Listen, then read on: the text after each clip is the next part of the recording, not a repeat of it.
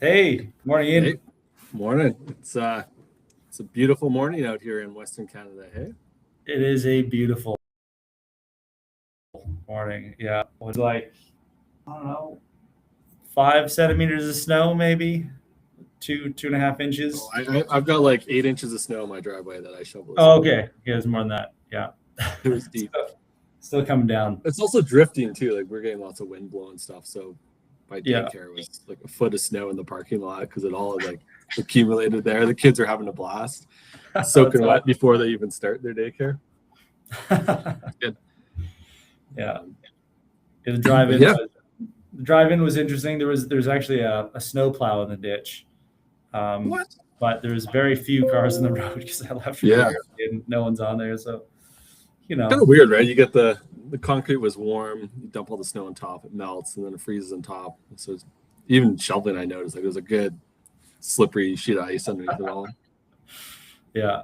It'll be gone by the weekend, I'm Yeah, sure. it's usually like 20 degrees this weekend. Yeah. So classic spring. Cool. Anyways, yeah. Two things to talk about today. I know you gotta hop in like 10 minutes here, so we'll try and be brief. But the CCUS APG conference that I was at 2 weeks ago, and then Fervo's made some pretty big announcements or really last week. So maybe we'll start with CCUS APG and the Yeah, Fervo. love to hear how that one's going, especially given the tide of sentiment seems to be much more towards conventional hydrocarbons and conventional energy sources. But yeah, what was it like? And you've been there a few years in a row, so Yeah, curious how that looked. yeah. This is my fourth year there, and so like just for context, like the first year I went, it was at the University of Texas, smaller venue, but it was totally packed, right? And there was definitely not enough space. So they moved it to the George R. Brown, which is the absolutely massive convention center. Just for scale, if nobody's been there, look at Google Maps or Google Earth view of it.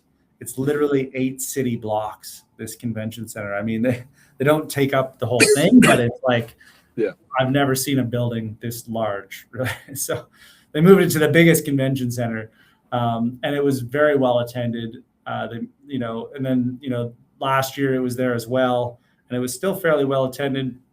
But this year they moved it to the Woodlands, into a Marriott Convention Center that was, literally 1/10, if not even smaller. And you could see that with the attendees. It was a fraction of the size of what it's been historically.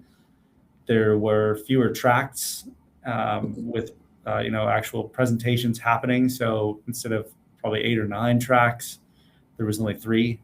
So it was definitely smaller, and I despite the size, I think there was still positive sentiment because last year there was this uncertainty around 45Q, Yeah. and you could tell by the attendees that there was sort of this cloud over CCUS waiting for that to happen. Like I think majority of people thought it would get, at least hit pretty hard, maybe not totally removed, but, we've seen a lot of things get hit hard, but it was actually enhanced.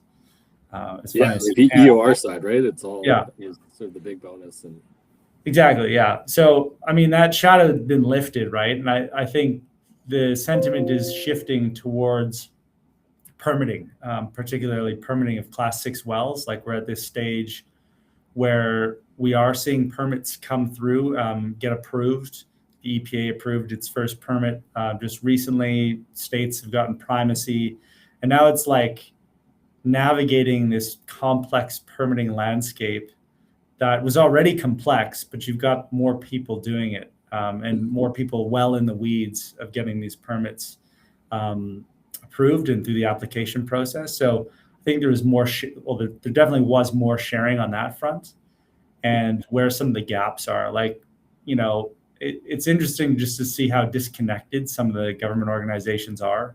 Like, you're permitting these CO2 injection wells in the Gulf Coast, for example, and one body oversees, for example, the RRC in this case oversees those permits now in Texas. But there's another body that oversees saltwater disposal or saltwater injection. At least that's what I got out of this talk. And so these two bodies aren't communicating with each other. And so if you're submitting your Class 6 disposal permit, and it happens to coincide with an older saltwater disposal injection well that has had pressure effects, a lot of these permitters aren't finding that out until way later down the road. And so that's causing, a slowdown, potentially having to, shift where your permits are. But I mean, I found that really interesting. And I think there's still a long way to go in terms of permitting and streamlining that process to get that those storage permits approved. Sounds like for companies, they have to build that muscle where they are driving that coordination and very proactively bringing those folks together. Yeah. I mean, I know when we talk about these technologies, we talk about the technology hype curve, right? Like early inception, you get all kinds of excitement, so the peak, and then you kind of fall into this trough of delusionment. Usually means you're making forward progress, but like the real risks and challenges show up. Yeah. I guess think of it through the last 3 or 4 years you've attended and so the sentiment shifts. Like, how would you describe where we're at? How much progress we made on that curve? If you use that as like a framing argument. I'd say we're probably maybe just before the trough of disillusionment. I see. So we still got to drop a bit then. I think we still have to drop a bit. Maybe not. We might be right at the bottom. It's tough to say. Like the permitting challenges are there. I think it would be different if, depending on where we are. Europe might be a little bit higher.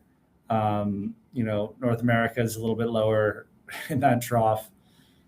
But, I can sort of see the light at the end of the tunnel and the things that are shaking out that need to be solved to climb up the slope of enlightenment. I do love that. Well, we might be right in the trough.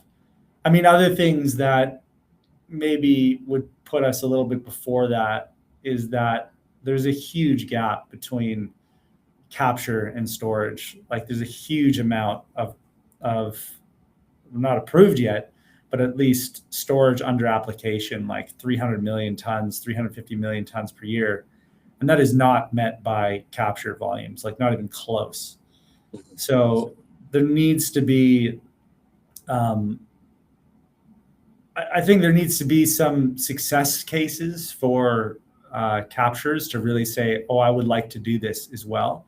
And then I think there also has to be a shift towards sustainability, again, away from this narrative of, I think we're going to be in this narrative for a little while. Let's cut costs first. I mean, especially with the state of the world right now, like I think we're into an inflationary environment, right? Like probably not going to install carbon capture. And so we'll have to move, I think, forward into, it's all cyclical, right? I think we will get into an environment where sustainability is sought after a little bit more than it is right now, but that's what it's going to take to get these captures on board. And it's also going to take them to see success cases of companies actually making additional revenue from installing carbon capture, both from, say, a sustainable product. I think that's really what would drive it. Like, can these emitters that are making goods see examples of premiums on low carbon goods? And we just haven't seen that. I mean, maybe on the power side we've seen it, but we haven't seen it on other commodities. And power is maybe like, yeah. Yeah, it's like select buyers on probably products that are inherently low carbon, not that they've been decarbonized. So nuclear, renewables like wind and solar. Yeah. But anyway, how about Fervo? I know we only got a couple more minutes, so just want to make sure we touch on that. Yeah, Fervo, a lot of moves on their front last week. So they have, they have their Cape Station project where they've essentially secured the 500, or I believe it's 600 megawatts. There's parasitic load on that for the first phase. Actually, I think phase one is 100 megawatts, but the first part of their project. But they're approved for a 2 gigawatt project, and so they recently signed an agreement with Turbidin to supply 35 50 megawatt generators at 1.75 gigawatts, which is the biggest deal Turbidin's ever made. I guarantee that. It's the biggest organic Rankine cycle power generation deal ever. For reference, Turbidin, I think, has 1 gigawatt of generation in the field today, range of like 1 to 40, megawatts. And so this deal more than doubles what they have in the field. And then 2 days after that, they signed a deal with Valorec for casing and tubing for these wells at $800 million. So they've basically secured the components that they need for the remainder of their project, which is pretty incredible. But I'm going to caveat this, and I posted something about it the other day. They did release some results of Project Red, and I think everything looks really stellar. The only thing that caught my eye is the amount of water recycled. And they're at a 70% recycle rate. 30% of that water is lost to the reservoir. And I want to caveat something because Tim Latimer actually commented on that post. It's tricky, and I did a huge amount of research into this after.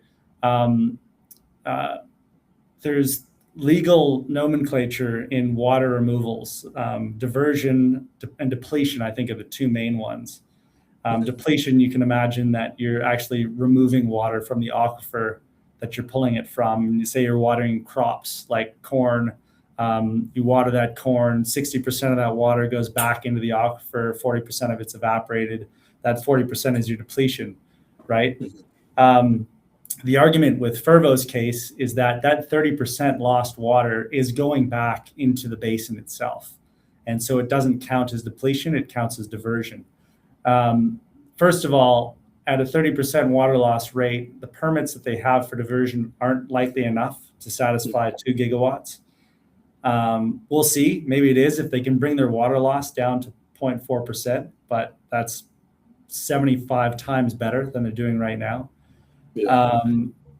And in the case of it not being diversion and it being depletion, this water is being lost at a depth of 15,000 feet, where it's being pulled at a depth of 1,000 to 3,000 feet. And so I don't think that aquifer is being recharged in any reasonable time frame. It's more like geological time frames in that case. I mean, that makes the whole diversion argument for me pretty suspect too. Like, I get legally and mathematically you could maybe make that argument, but yeah, a 12,000 foot column between where you're exactly diverting the water and in map view, it looks like it's being diverted, but in like 3-dimensional space, I'm not so sure. I know, yeah. And the state engineer argued in their favor, which is great. There's no legal, it's a little sketchy in the law to say that this is diversion and not depletion. So it could, I wouldn't be surprised if it goes back to court at some point. I think fundamentally they have to do a lot better. Anyways, yeah. They did get a huge diversion permit, like 300,000 barrels a day. I think some of that is only for a year though, which has been diverted from agriculture. But anyways, that's the one question I have left that needs to be answered to see this project successful. So we'll see what happens. Yeah. Well, yeah. Should be interesting to watch. But yeah, hopefully I'll make it downtown and see you today. But yeah, always good to chat, man. Yeah, good to chat. And everybody, thanks for watching.